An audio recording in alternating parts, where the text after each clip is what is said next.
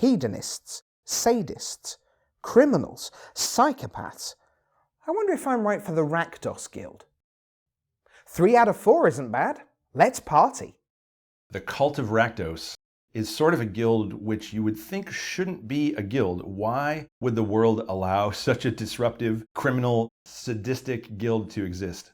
The answer is all the other guilds need some dirty work done. And when they need someone made to feel really bad, the Cult of Rakdos is who they call. There's a flip side to the guild, though, as well. Rakdos aren't all about just painfully murdering people's enemies. They also throw awesome parties. No one can riot like the Rakdos. The first Rakdos mechanic was Hellbent. I made this mechanic. The idea was that Rakdos has no longer-term game plan. They're willing to do bad things to themselves to do bad things for you. So the mechanic plays out by if you have no cards in hand, then the spells and creatures are a lot better. So the Rakdos Guild, much like in Ravnica before, it's in this fast suicide aggro space. With the Hellbent mechanic, you had nothing, no defense, no cards in your hand. When you play your Unleashed guy, like Rakdos Cackler, you play him, you can choose to put a +1/+1 counter on him. If you do, he's much better at attacking. He's in his aggro attack mode. And you forfeit this blocking ability, so it is much in the suicide aggro space.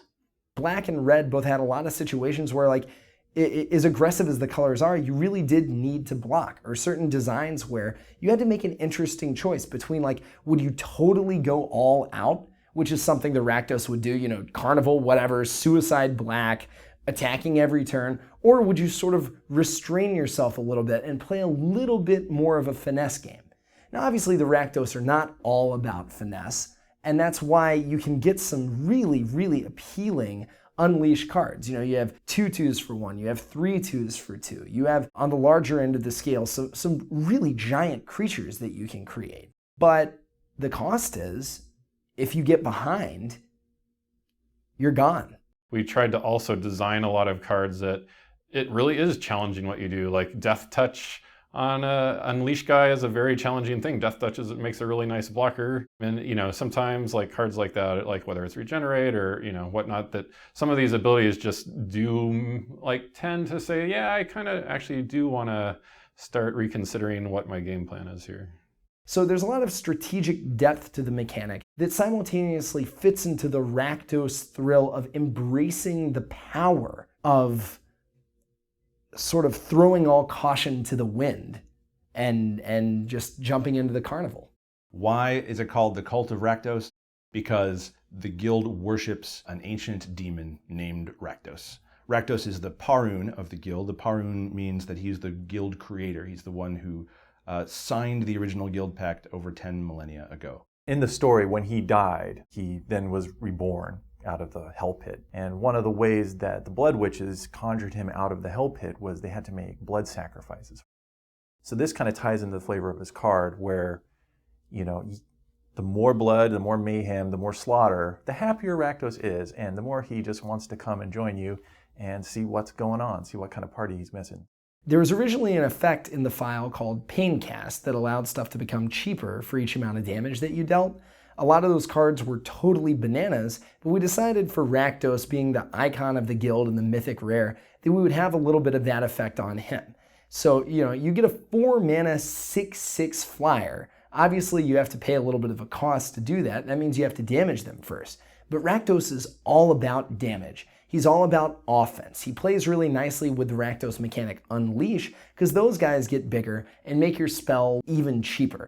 So we wanted Rakdos to embody the aspect of the guild that really was just hit your opponent as hard as possible, as often as possible, and really get paid off for doing that. So one of the things about Dreadbore is for the first time we've mentioned Planeswalker like in the rules text. And whenever we do something for the first time, people are like, didn't you have a rule that said you didn't do that? And I'm always like, isn't Magic a game that breaks its own rules? I'm like, we do make rules, we do set things, and then look, we learn and things change, and we're like, you know, maybe it's not right to never do something, you know, and we decided to try it. We're like, well, let's dip our toe in the water. Let's see what people think. And I think this is a test case. Is this something people want? Do people want us referencing Planeswalkers? And so we're trying it out. We designed a card way back in the day called Rift Sweeper that was designed to be a suspend hoser. And the thing is, like a lot of people just didn't realize that. You know, it's hard to sort of make the jump of, okay, I want to attack a suspend card. Well, what I'm supposed to do is take a card that's removed from the game and shuffle it into my opponent's library. Similarly, we didn't want it to be, oh, I need to deal with a planeswalker, so I should find a vampire hexmage to remove counters from permanents. It's like, no, if you want to kill a planeswalker, find a card, play it, kill a planeswalker. It's sort of one of those funny things where negate is actually my favorite card as a developer. Because if there's a crazy spell out there that is annoying or a combo deck or whatever, I just know that negate is out there. And having a card like that for a category of card that has been very powerful before, I just sleep easier at night knowing there's a sorcery that blows a planeswalker up.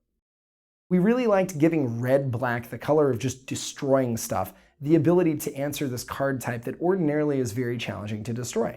And of course, being able to straight up kill any creature in the game for 2 mana is not too bad a deal either. So we knew we were really crossing a line here. We knew we were breaking new ground. But we felt like this set and this card were the nice, iconic, resonant place to do that. My chaos, my carnage, my guild, Rakdos. Won't you join us?